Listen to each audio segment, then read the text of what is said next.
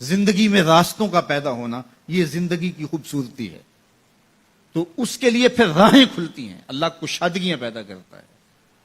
اور انسان کی زندگی کا بہت بڑا مسئلہ ہے، وہ کہتا ہے میری ضرورت پوری ہونی چاہیے، اور وہ اپنی سب سے بڑی ضرورت روزی روٹی کو سمجھتا ہے. حالانکہ سب سے بڑی حضرت انسان کی ضرورت ہدایت ہے، سب سے بڑی ضرورت. اور یہ وہ شے ہے جو ہم ہر روز ہر نماز کی ہر رکعت میں مانگتے ہیں، اہدنا الصراط المستقیم. یہ روزانہ مانگنا پڑتی ہے. اور رزق اللہ نے اپنے ذمہ کرم پہ لیا ہے، وہ ان کو بھی دیتا ہے جو نہیں مانگتے. وما من دابۃ فی الارض الا علی اللہ رزقها. زمین پہ چلنے رینگنے والی کوئی چیز نہیں جس کا رزق اللہ کے ذمہ کرم پہ نہ ہو. ہر شے کا رزق اس کے ذمہ کرم. پتھر کے اندر جو کیڑا ہے اس کو بھی وہ رزق فراہم کرتا ہے. اللہ اکبر. ہم تو کاروبار پہ جا رہے ہوتے ہیں، ہماری تو فیکٹری ہوتی ہے، ہماری تو ملازمت ہوتی ہے، دفتر جا رہے ہوتے ہیں اور ہمیں وہاں رزق ملنا ہوتا ہے. لیکن پرندوں کی تو کوئی فیکٹری نہیں ہوتی، ان کا تو کوئی دفتر نہیں ہوتا. جب صبح چلتے ہیں تو خالی پیٹ ہوتے ہیں، کبھی بھوکے نہیں آئے.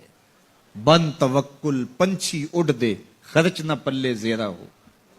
کوئی خرچ نہیں لیتے، کوئی راس المال نہیں ان کے پاس ہوتا، کوئی ایک دن پہلے بکنگ نہیں کروائی ہوتی. کوئی فیکٹری نہیں ہے، کوئی دفتر نہیں ہے، لیکن کبھی بھی خالی نہیں آئے. فرمایا اللہ پر توکل کرنے کا جو حق ہے اگر وہ تم ادا کرو تو وہ تمہیں ایسے رزق عطا کرے جیسے پرندوں کو عطا کرے. تو یہ بات ذہن میں رکھیے گا کہ رزق اللہ کا ذمہ کرم ہے. اس کے لیے ہمیں یہ حکم دیا ہے کہ ہم کاوش کریں، اس کے لیے راستے ڈھونڈیں. لیکن اس کو اپنے اوپر طاری کر لینا یہ دانشمندی نہیں ہے. تو اس لیے سب سے بڑی ضرورت حضرت انسان کی ہدایت. اب اگر تقوی اختیار کر لے بندہ تو پھر یہ سب سے بڑا مسئلہ جو انسان نے خود سمجھا ہوا ہے یہ خود بخود حل ہو جاتا ہے. وَمَن يَتَّقِ اللَّهَ يَجْعَل لَّهُ مَخْرَجًا. جو اللہ سے ڈرنے لگ جاتا ہے اللہ راستے کشادہ کر لیتا ہے. وَيَرْزُقْهُ مِنْ حَيْثُ لَا يَحْتَسِبُ. اللہ اس کو وہاں سے رزق دیتا ہے جہاں اسے گمان بھی نہیں ہوتا. یہ تقوی کا عملی نتیجہ ہے. اور یہ وعدہ میرا نہیں ہے، یہ وعدہ میرے رب کا ہے، اور اللہ کے وعدے سچے ہیں. یہ کسی مفکر نے، یہ کسی معاشیات کے ماہر نے نہیں بتایا کہ تم یہ کرو گے تو یہ نتیجہ ہوگا. ماہر معاشیات کے مشورے کو ہم قبول کرتے ہیں کہ یار اس نے معاشیات کو پڑھا ہے، اس نے جو بتایا ہے وہ اس کا نتیجہ وہی ہوگا. یہ جس نے معاشیات کو پیدا کیا ہے، جس نے رزق کو پیدا کیا ہے، یہ اس کا وعدہ ہے. اگر تم اس سے ڈرنے لگ جاؤ گے تو وہاں سے رزق دوں گا جہاں تمہیں گمان بھی نہیں ہوگا. تو یہ تقوی کا عملی نتیجہ ہے. تو اللہ کے محبوب علیہ الصلوۃ والسلام نے ارشاد فرمایا میں تمہیں تقوی کی وصیت کرتا ہوں، یہ تیرے تمام امور حیات کے لیے خیر و برکت کا ذریعہ ہے. تیری زندگی میں جمال پیدا ہوگا، حسن پیدا ہوگا. تیری دنیا بھی، تیرا دین بھی، تیری معاش بھی، تیری معاشرت بھی، سب میں خوبصورتیاں آ جائیں گی اگر تو اللہ سے ڈرنے لگ جائے گا. جو اللہ سے ڈرتا ہے پھر وہ کسی سے نہیں ڈرتا. اور اللہ سے ڈرنے اور اللہ سے محبت کرنے اور تقوی اختیار کرنے کا نتیجہ یہ ہوتا ہے کہ انسان پھر لا خوف علیہم ولا هم یحزنون کی عملی تصویر بن جاتا ہے. اچھا، یہ ایک جامع بات تھی جو حضرت ابو ذر رضی اللہ تعالیٰ عنہ کو حضور نے بتائی، لیکن ان کی طلب تھی.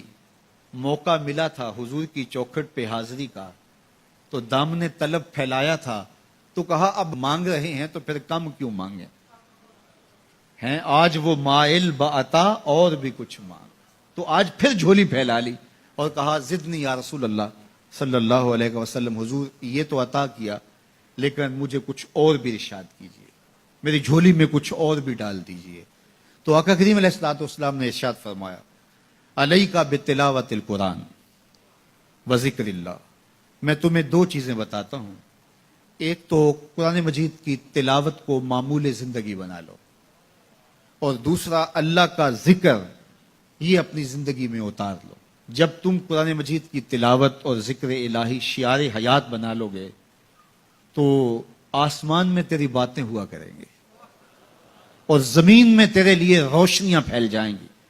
یہ تیرے لیے زمین میں نورانیت کا سبب ہوگا اور آسمان میں تیرا ذکر پھیل جائے گا.